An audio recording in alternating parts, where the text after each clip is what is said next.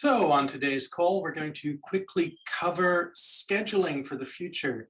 One of the most important things for the OpenChain project as we end the year is to make sure that we have some great things in people's hands before they enter 2022. Before this meeting continues, I will just show our antitrust policy notice. We show this at the beginning of every meeting to help ensure that everybody is on the same page. You can see our full antitrust policy notice on our website. Right, hopping straight into it, I want to show an example of where we're able to go with the playbook discussion. This is something that came up about how OpenChain can support companies. Until very recently, we focused on trying to provide reference material, but not anything that was normative, nothing that said, oh, this businessman made this decision for this reason, this businesswoman made this plan for that reason, beyond some case studies which didn't go into specifics. The reason that we didn't dive into showing how companies can implement the processes that are identified by OpenChain is because we didn't want people to feel they had to do one thing or another. We wanted people to feel they had freedom in implementing processes. But the supply chain has provided feedback that they want to have examples which aren't just explaining the spec or giving an example training or giving an example of how a policy is made, but actually an example of how a company does OpenChain. So we've discussed having playbooks, which will cover that. And on screen right now, I've started a document. What we've discussed doing is having playbooks for small, medium, and large companies. And I've started to fill out this document with the idea that we do that based on companies in the software industry and the technology industry in the middle of the supply chain who are shipping physical products containing software. So for instance, a company shipping components for cell phones, televisions, white label goods like washing machines, and so on and so forth. Now, the reason I suggested that, it might sound specific, but I think as a thinking tool, it will cover a lot of the bases for people. It'll cover an industry where resources are constrained and where speed is important. Being in the middle of the supply chain is where most companies are. And shipping physical products containing software intersects with a lot of things, whether you're shipping a car or an air conditioner. And indeed, giving that example, you can easily understand what you need to do if you're shipping software alone. The idea here, of course, isn't to provide the magic solution to companies, but to give them a start. Example case studies walking through the thinking process and the decision process of managers in companies adopting OpenChain. We expect the people to have questions for specific industries, and we expect them to be able to turn up on our mailing lists, our webinars, our group calls, and in our regional groups to discuss those specifics in their native language. So this is just going to be a start. And looking at the document I've made, each of the things would have so far, and bear in mind this is just an example, a challenge definition, their current company situation, the people involved, planning the strategy, execution of that, reviewing results, and then keeping things fresh, reviewing the program every so often. I filled out with the medium company example how that could work. And this is just the bare bones, okay? This isn't, obviously, this isn't the case study. But here's a company that needs to ship a motherboard, and it's containing the Linux kernel. And their current situation is they have engineering resources, but no dedicated open source team or open source program office. The people involved are basically legal, engineering, and sales staff. And we'd have to add personates for these people. In other words, to describe an engineer. What's this engineer like? Let's say one of the senior engineers on the team. And same for the manager, same for legal people, to give a real feeling of the type of people that might be in play. You might be the same as them, you might be different, it doesn't matter. At least you're seeing how a person is placed in a company, and then you'll understand later on the type of decisions they might make. Planning the strategy, we have the summary here that the company is going to use the self-certification questionnaire to check their current status. And execution of that is getting the questionnaire, checking that as it identifies processes against the current processes in the company, and then adjusting the current processes as necessary. After that, some process for reviewing results, and then a scheduled review of the whole program every 18 months to make sure everything's working well and to continue to meet the requirements of the spec. And that's the broad sweep. For instance, with the medium company definition, I'd expect that we'd expand all of that out with details, not only of the personas, but also, when it comes to checking the self-certification questionnaire against current processes, how does the company do that? We make up their processes based on our market understanding, and we do a proper compare and contrast and decisions from that. So I'd see that each case study should probably run probably between 3 and 10 pages. I'm guessing somewhere in the middle of that. Enough detail to feel real and short enough to be manageable to go through. I'll just pause there and see what people think of this approach.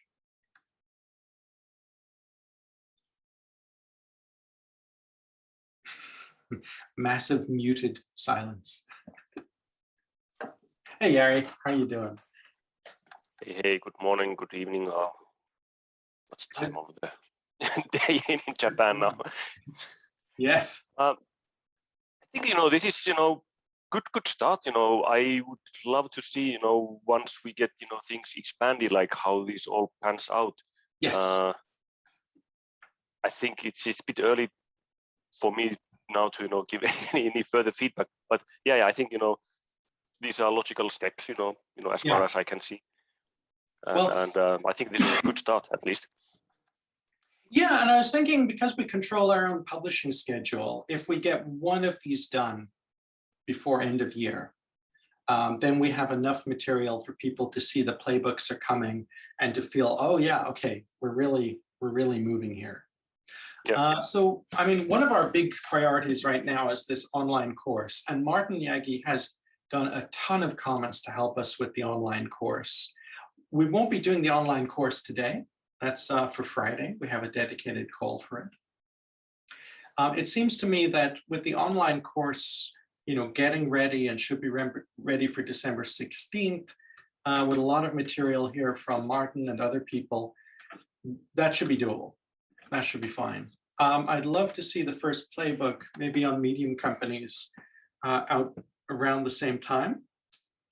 So my idea, my suggestion, and Balakrishna is on the line, so I'm really asking you, Balakrishna, what you think. My suggestion is that we also try to get the curriculum work group directly involved on the playbook thing.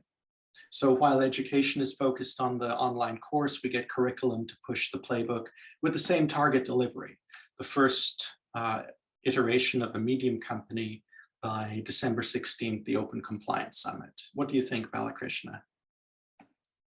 Sounds good, Shane. I think we can start working on it side by side, because the online training is already, we have already reached the review phase now, and we can finish it sooner than we expected. Earlier, we had expected by November 30th, we will be finishing the online training. But with the pace it's going, I think by end of this week, we will be done with all the first 5 chapters. Wow. And by end of next week, we will be done with the review points as well, right? So I think we can start with this also parallelly. Yep, that sounds great. And I noticed that Ninjoji-san from Toshiba has just joined. Ninjoji, we're just making a plan to have the playbooks, which is like war games for corporate process management, okay. To get the first one out for medium companies in December 16th, the Open Compliance Summit. And I know that there's a bunch of people in the Japan work groups that work on, curriculum material, reference material.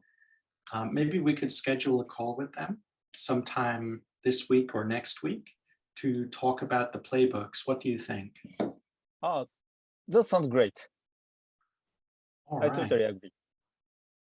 That will be great. And, Ninjoji-san, we will go through the call with a recording and stuff, but just to catch you up, on the screen, you can see basically where I've started to fill out a medium company. But let me go up to the shorter version, the small company. Mhm. So the idea with the playbook is just to give a story. I'm imaginary company A, small company.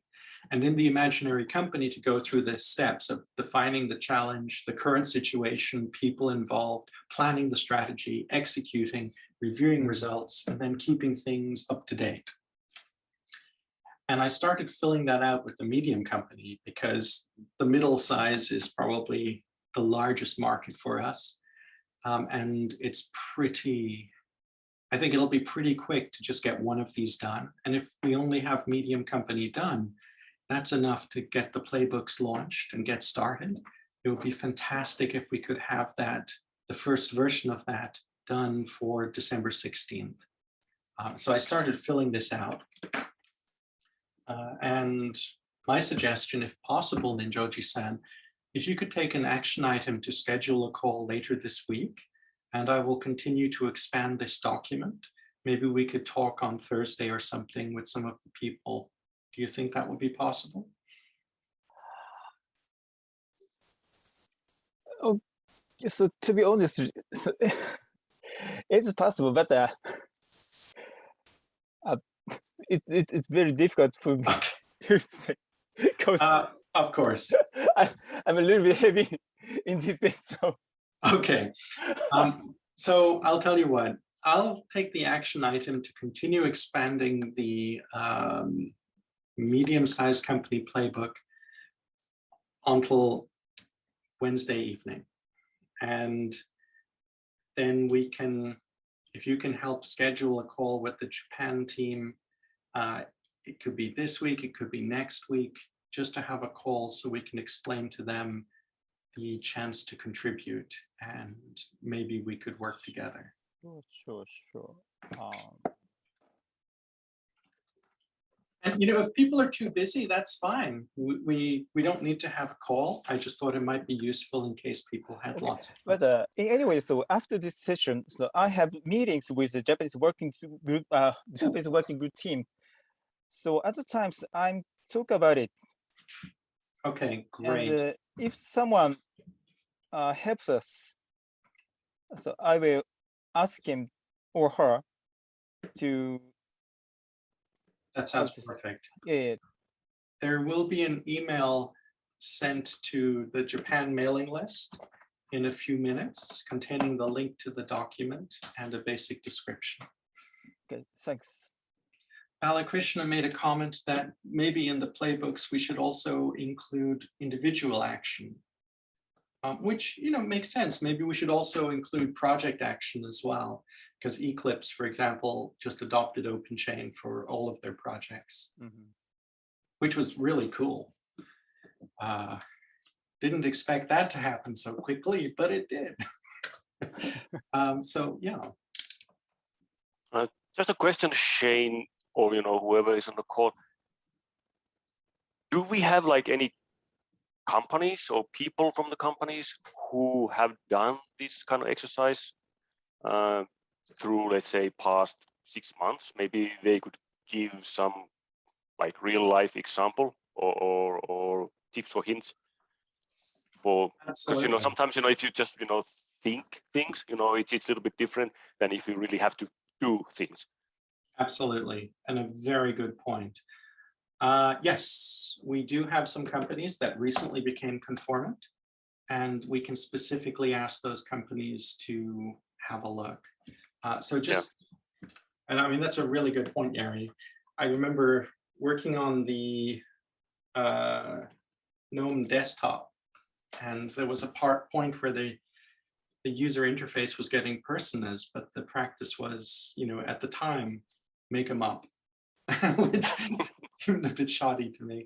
That was more than a decade ago, so I'm not making any judgments on the current desktop progress, but yeah. So we've had a bunch of companies recently announce, so I think we can bring in a few of these companies. I think even Hitachi just recently announced ISO 5230, and Toshiba, I think, Not there yet. Ninjoji-san. Sorry. But to be honest, I'm very hard to try to. I can totally understand. It takes a lot of time. Yeah, okay. I'll go ask some of the company teams to specifically help us. And we can also ask our work groups if Ninjoji-san can see if someone's interested. And I will ask the curriculum team to activate on this action item specifically. So are we agreed that it would be great to have one example playbook out for Open Compliance Summit, December 16th? Yes. All right, that's our goal. Well, I mean, that's it for me. We have on Friday at, I think, 10:30 Central European Summer Time. Yes, 10:30 a.m. Central European Summer Time. On Friday, we're going through this document and marking off the comments that are done and getting ready to close it up. And then in 2 weeks, we'll have another work team meeting where we can check the playbook status and we can really start to judge the content and see if it looks good or needs alteration on the medium company case study. And that's it. Is there any other business today? Well, one thing I think, Shane, to note is that Open Compliance Summit, the talks are 20 minutes, not 40 minutes. Yes. It was a bit of a surprise, because I found that yesterday. Oh. That yeah, I need to alter my presentation there, so to cut half out of it somehow. But yeah. Yeah, we had feedback for I think the last 2 summits that people really enjoyed the talks and so on, but they wanted to have the one-day format continue and to still keep a good range of talks. So to try to reduce them down, force people into the very meat of the matter. Yeah. This was a format previously used on a couple of events, like the Linux Foundation member legal summit or the Free Software Foundation legal workshop, where they reduced the talk size. Let's see what happens. I mean, if people have issues with it, we'll definitely adjust in the future. And if people have a talk and they're like, I couldn't get everything in, we will record a webinar to fill out that talk later on, and OpenChain will host it globally. Perfect. Yeah, it was a bit of a surprise for me because I think I got a message from Jennifer that my slot has been changed and cut in half. Oh, really? Oh, yeah, all of the slots should have been pre-announced as that size. I guess LF event team were using the normal event slot size as they began. Yeah, I guess. Yeah, because the original email, it was like you have 40 minutes, including the Q&A, blah, blah, blah. And then I didn't check the schedule at the time. Sorry that, about that. 40 minutes, about 20 minutes, but yeah. But yeah, it's okay, It's easier to record 20 minutes than 40 minutes. And of course, it means that life is not boring. It's more interesting, you see? Yeah. I just need to, get that cracking as well to do all of that stuff that's needed. That should be doable. Yeah, it's actually, I'm not sure. I think we have the event is showing its schedule online. We have a pretty it is online now. Yeah. Yeah. Oh, it is. That's nice. It's a really, really good schedule. Quite full. I think the 2 things that I'm not sure are going to happen at the event are the Facebook and automation study, because Michael might do that before as an OpenChain tooling webinar. And it's possible, I guess, that Cisco might not present, though the last time I talked with Prasad, he was really keen to get that presentation out. If those 2 talks are either happening then or just before, it'll be really cool, because the Facebook one will be talking about how lots of the open source tools are used. And of course, Cisco will talk about how they moved from internal formats to SPDX. It's a heck of a schedule. It is busy. Look at all of those people fitting into one day. Ooh. Yep. All righty. Thank you, Yari. Thank you, Ninjoji-san, and thank you, Balakrishna. Talk to you very soon. Be well. Thank you. Thank you. Ciao.